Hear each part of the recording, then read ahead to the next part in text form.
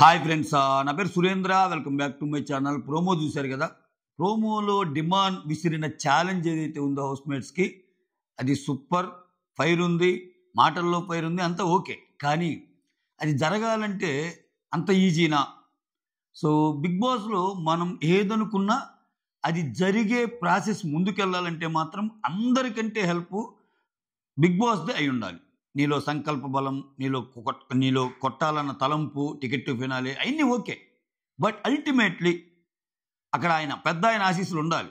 అంటే ఆయన ఏం గేమ్ పెడతాడు, ఆయన్ని సింపుల్ గేమ్స్తో ఒకరిని తెప్పియాలనుకుంటే, సో కొవ్వొత్తులు ఆర్పేయండి, 1 నుంచి 10 లోపు నెంబర్స్ పెట్టి ఏదో చేయండి, ఇవి పెట్టవచ్చు. సో వాటిల్లో ఎవరు స్ట్రాంగో వాళ్ళు అవ్వచ్చు. ఫిజికల్ గేములు పెట్టి డిమాండ్కి అనుకూలమైన గేములు పెడితేనే డిమాండ్ రాగలడు. అయితే డిమాండ్ ఇటు ఫిజికల్లీ, ఇటు లాజికల్లీ, ఇటు టెక్నికల్లీ అన్నిట్లో సౌండ్ కాబట్టి ఏది పెట్టినా నేనే విన్ అవుతాడని అనుకోవటం ఆయన ఇదా? ఎస్, ఆయన దీన్ని నేను తప్పుపట్టను. ఎందుకంటే ఆ మాట కూడా భరణి గారు నామినేషన్ చేసేటప్పుడు వచ్చిన డైలాగ్ అది. చూస్తారుగా ఈ కబాలి ఆడించే ఆట అన్నట్టు అన్నాడు. బట్ కరెంట్లీ ఆయన పొజిషన్ చూస్తే అందరూ ఎత్తు చైర్లో కూర్చుంటే పాపం ఆయనకి బ్యాక్ పెయిన్ ఉండి నార్మల్ చైర్లో కూర్చోవాల్సిన పరిస్థితి. సో ఇక ఆయనకంతా హీల్ అయిపోయి, సో గట్టిగా ఆడే ప్రాసెస్లో కొంచెం ఆయన హెల్త్ కూడా చూసుకోవాలి. సో ఈ టైంలో ఎలా ఆడతాడన్నది క్వశ్చన్ మార్కు. ఇంకా మిగిలిన విషయాలు, అసలు ప్రోమోలో ఏమేమి జరిగినాయి, ఇమ్ము సుమ్ము వర్సెస్ రీతు జరిగింది, భరణి వర్సెస్ సంజన జరిగింది, భరణి వర్సెస్ డిమాండ్ జరిగింది, మాట్లాడుకుందాం, ఓకేనా? సో ఇక్కడ దానికంటే ముందు మీరేం చేయాలంటే ఒక లైక్ కొట్టాలి, ఓకే? ఒక చిన్న లైక్ కొడితే వీడియో కొంచెం ముందుకెళ్తుంది. అలానే కొత్త వాళ్ళు ఎవరైనా చూస్తుంటే ప్లీజ్ డూ సబ్స్క్రైబ్. నాకు ఇందాక అంటే ఓటింగ్ మీద వీడియో చేస్తాను. ఓటింగ్లో మాత్రం సంజన గారు దుమ్ము దులుపుతున్నారబ్బా. సంజన గారు ఇమ్ము సపోర్ట్ సంజన గారికి అవసరంలా, అర్థమైపోయింది. సంజన గారి సపోర్ట్ ఇంక ఇమ్ముకి అవసరం అయితే ఫ్యూచర్లో. నా ఒక్కడి పోలే అనుకున్నా, చాలా పోలు చూసా. సంజన గారు చాలా ముందుకెళ్ళారు. అయితే ఒక ఇంట్రెస్టింగ్ పాయింట్ అబ్జర్వ్ చేశా. జస్ట్ 10 నిమిషాల క్రితం బాటమ్ 2లో డిమాండ్ రీతు ఉన్నారు. తర్వాత రిఫ్రెష్ చేసి 10 నిమిషాల తర్వాత చూస్తే రీతు టక్కన 3rd పొజిషన్లోకి వచ్చింది. గట్టిగా వర్క్ చేస్తున్నారు గైస్, మంచిగా అంటే ఇంకవన్నీ సర్వసాధారణం మా వెబ్ పోల్స్. రీతు ఒక్కరే కాదు, ఎవరైనా అలా చేస్తూ ఉంటారు బోర్డ్స్ ఇచ్చేసి. సో కానీ అక్కడ రియాలిటీ ఓటింగ్ పడితే అలా ఉంటే బెస్ట్ కదా. అది ఇప్పుడు మనకి ఓటింగ్ లేకపోయినా అలా చూపించుకుంటే వాళ్ళకే లాస్ కదా. కొంచెం గట్టిగా పిఆర్ టీం కొంచెం గట్టిగానే వర్క్ చేస్తుంది రీతుకి. సో పిఆర్లు ఎవరికి లేరు అంటే మళ్ళీ అది ఒక డిఫరెంట్ సబ్జెక్ట్. అందరికీ పిఆర్లు ఉన్న వాళ్ళే. ఇంకా రీతు పేరుని మెచ్చుకోవాలి, ఇంకా కొంచెం గట్టిగా కష్టపడుతున్నారు వాళ్ళు లాస్ట్ వీక్లో. నిన్న కూడా చూస్తే రీతు గురించి ఏదైనా పాజిటివ్ కమెంట్స్ ఉంటే వేలల్లో లైక్స్ ఉంటున్నాయి. సో చూడాలి ఈ వీక్ కొంచెం నాకు ఎందుకు అనిపిస్తుంది, డిమాండ్ లిస్ట్లో ఉన్నాడు, అది సంగతి. సో ఈయన ఛాలెంజ్ తర్వాత సంగతి, ఈయన ఛాలెంజ్ ఇవన్నీ కాదు, ఫస్ట్ ఈయన సేవ్ చేసుకోగలగాలి. సో అక్కడ ఏం జరిగిద్ది అన్నది కూడా మ్యాటరే, ఓకేనా? లైక్ అయితే కొట్టారు కదా, ఎస్. సో వెళ్దాం, 1 by 1 వెళ్దాం. ఇమ్మాన్యుల్ రీతుతో స్టార్ట్ అవ్వగానే ఇమ్మాన్యుల్ రీతుని చేసే ఆ సీసా పగలు కూడా చేసేది ఏంటంటే, నాథ్ సార్ ముందు నన్ను బ్యాక్ స్టాప్ చేసి నువ్వు చెప్పిన డైలాగ్ ఏదైతే ఉందో, ఓకే, నాకు మాట ఇచ్చి హెల్ప్ చేయలేదన్న డైలాగ్ ఏదైతే ఉందో నాకు నచ్చలేదు అని ఇమ్ము స్టార్ట్ చేస్తాడు. స్టార్ట్ చేస్తే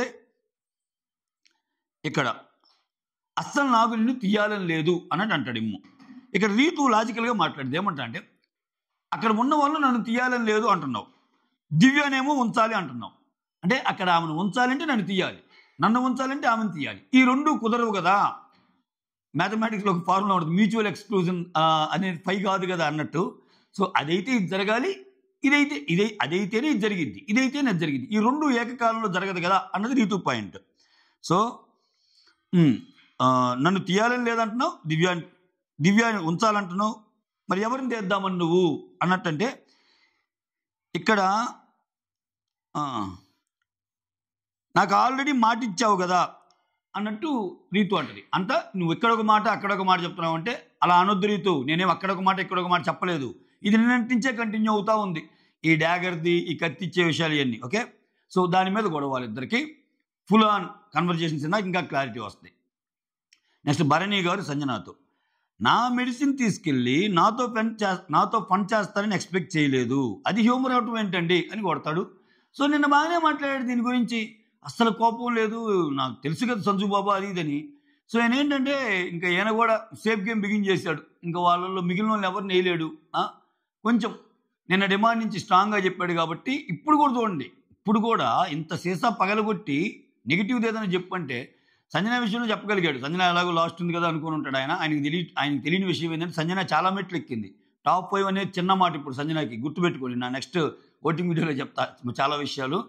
సో టాప్ 5 అనేది నిజంగా చిన్న మాట. ఇప్పుడు చాలా మెట్లు ఎక్కేసింది సంజన. సంజన గారు చాలా చాలా చాలా ఇళ్లలోకి వెళ్ళేశారు. చాలా ఇళ్లలోకి వెళ్ళి ప్రవేశించి చాలా మొబైల్స్లో సంజన అనే దాని మీద టిక్ కొట్టే విధంగా ఆమె గేమ్ ఆడేశారు. గేమ్ ఓవర్, అందరినీ ఓవర్ చేసేసింది ఒక్క ఎపిసోడ్లో. సో ఆ తర్వాత సింపుల్గానే అవును అవును అది హ్యూమరే అనుకున్నాను అన్నట్టు సంజన గారు అన్నారు. తర్వాత రీతు వచ్చి ఇమ్మాన్యుల్తో రెబల్స్ టాస్క్లో మిమ్మల్ని నమ్మి మా టీంలో ఒకరిని తీసేశారు మీరు, ఓకే అని మళ్ళా నేను నిన్ను అడిగానా నువ్వు నాకు హెల్ప్ చేయమని అన్నట్టంటే, సో నాకు కత్తి ఇవ్వమని నేను అడిగానా అన్నట్టు రీతు అంటే, ఎస్ నువ్వు కత్తి ఇవ్వమని అడిగావు అని ఇమ్మాన్యుల్ అంటున్నాడు. సో ఇది మళ్ళా గొడవ. ఆ తర్వాత సుమన్ రీతుది. సుమన్ ఏమంటున్నాడు ఇక్కడ, అది ఆ హంగర్ మాన్స్టర్ టాస్క్ ఉంటుంది కదా, ఆ టాస్క్లో కళ్యాణ్ని ఫస్ట్ పంపించాలనుకుని చెప్పింది నువ్వే కదా అంటే, లేదన్న నువ్వు చెప్పావు అంటున్నాడు. ఇక్కడ క్లియర్గా కానీ గమనిస్తే ఇక్కడ మాత్రం మనం పర్ఫెక్ట్గా చెప్పగలం, చూడబడలేదు. రీతు ఖచ్చితంగా ఆ పర్టికులర్ గేమ్లో చాలా మైండ్ గేమ్ ఆడి, ఏదైతే నేను ఫస్ట్ కళ్యాణ్ని పంపిస్తే తర్వాత డిమాండ్ పవన్ అందుబాటులో ఉంటాడు, తర్వాత డిమాండ్ పవన్ని యూజ్ చేసుకొని గెలవాలనుకుంది. ఇది ఎందుకంటే సుమన్ ఇది లాస్ట్ ఒక అర్ధరాత్రి ముచ్చట్లో కూడా చెప్తాడు. ఎందుకంటే కళ్యాణ్ సెకండ్, ఇప్పుడు అక్కడ కళ్యాణ్ అనేది ఏంది, 2 సార్లు అయినోడిని ముందు పంపించి, ఒకసారి అయినోడు నేను కాబట్టి నేను తర్వాత వెళ్తాను, సరే హాఫ్ కెప్టెన్ నేను కాబట్టి నేను వెళ్తాడు, రీతుని అవకాశం నీకు ఇస్తామన్నట్టు కదా అక్కడ జరిగేది. అయితే డౌట్ ఏంటంటే రీతుకి, సుమన్కి అంత ఇదేం లేదు. సుమన్కి ఏంటంటే నాకు ఎవరు వచ్చినా ఓకే, నేనుంటే చాలన్నట్టు ఉంటాడు, నన్ను దూయకుండా ఉండే చాలన్నట్టు ఉంటాడు ఆయన. రీతు ఏంటంటే కళ్యాణ్ ఆల్రెడీ ములాఖత్ చేసుకున్నాడు ఇమ్మాన్యుల్తో ఒక డౌట్ ఉంది ఆమెకి. మోర్ ఓవర్ ఏంటంటే రీతు థాట్ ప్రాసెస్ ఏంటంటే, కళ్యాణ్ మాటలు నమ్మి మనం డిమాండ్ పంపిస్తే సెకండ్ కళ్యాణ్ వెళ్ళలేదంటే ఏంటి డౌట్ కదా, అది క్లారిటీ ఇవ్వటం లేదు కదా అనే విషయాన్ని అర్ధరాత్రి ముచ్చట్లో మా సుమను బర్నీ గారితో చెప్పడం కూడా నేను ఆల్రెడీ ఒక ముచ్చట్లో చెప్పుంటాను అది. సో అది జరిగింది. సో ఇక్కడ ఈయన కూడా అన్నాడు కళ్యాణ్ పంపిద్దాం ఫస్ట్ అంటే, రీతు అంటే ఇతను కూడా ఓకే అన్నాడు. బట్ అక్కడ స్ట్రాంగ్గా పాయింట్ పెట్టింది రీతుని. సుమను కళ్యాణ్ పంపిద్దామంటే రీతు కానీ అది మైండ్లో లేకపోతే ఓకే అన్నాని పంపించే టైప్ ఆ రీతు గట్టిగా ఆర్గ్యూ చేసి, లేదన్న వాగు నీకు తెలియదు అని చెప్పి అనుకున్నదే జాస్తి. అసలు రీతు ఆర్గ్యుమెంట్స్ ముందు సుమన్ నిలవగలట పాపము, ఏదో వేయాలని అది సుమనే నువ్వే అన్నావు నేను అనలేదు అన్నట్టు వేసింది ఇప్పుడు సుమన్ మీద. అర్థమైపోయింది సుమన్ గారికి కూడా, ఇంకా కొంచెం లేటుగా అర్థమైంది, అంటే నెత్తి బగిలేలేక అర్థమైంది చివరికి. అంటే నెత్తి బగలటం ఇన్ ది సెన్స్ సీసాతో కొట్టడం. సో ఇక్కడ కూడా డిమాండ్ చూడండి, సేఫ్ గేమ్.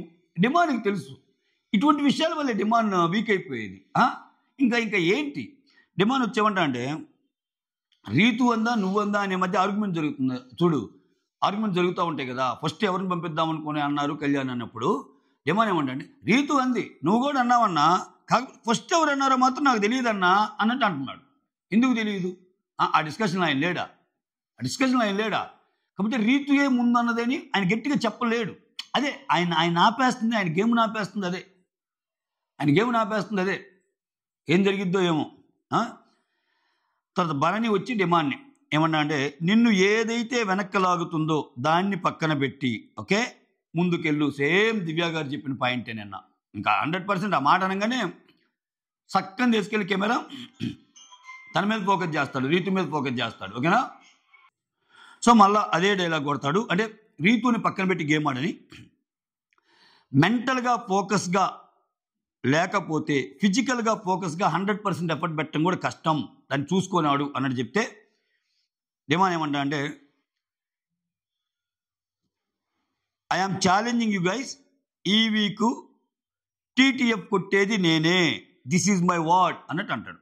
సో ఇక్కడ నేనేమంటానంటే, కామనర్లో 2 ఉన్నారు, కళ్యాణ్ ఆల్రెడీ ఉన్నాడు, డిమాండ్ కూడా టాప్ 5లో పెడదాము అన్న థాట్ ప్రాసెస్ బీబీకి ఉండి దానికి అనుగుణంగా అడుగులు పడితే డిమాండ్ ఉండగలడు.